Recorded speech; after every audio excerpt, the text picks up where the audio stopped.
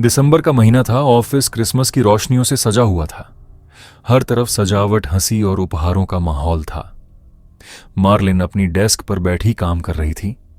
तभी उसे एक सीक्रेट सैंटा का तोहफा मिला। उसने डिब्बा खोला। अंदर एक पुरानी गंदी सी सैंटा की सजावटी मूर्ति थी।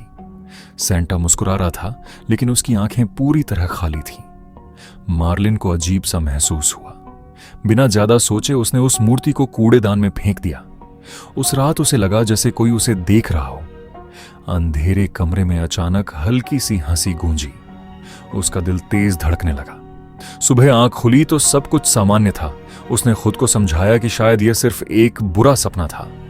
अगले दिन उसे फिर एक तोहफा मिला। इस बार एक कंगन।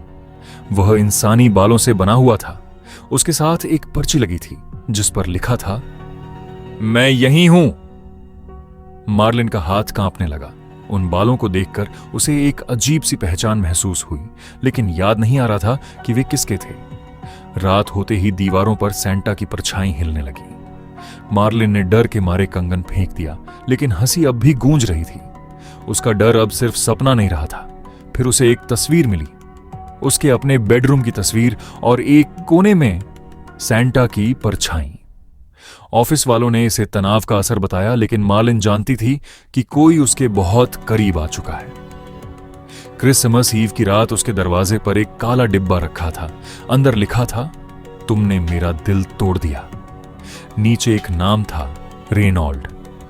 1 साल पहले का सहकर्मी जिसका प्रस्ताव मार्लिन ने ठुकरा दिया था। उसी रात क्रिसमस ट्री के पास सैंटा की पोशाक में एक साया खड़ा था। अब मार्लिन समझ चुकी थी कि ये तोहफे कोई मजाक नहीं थे।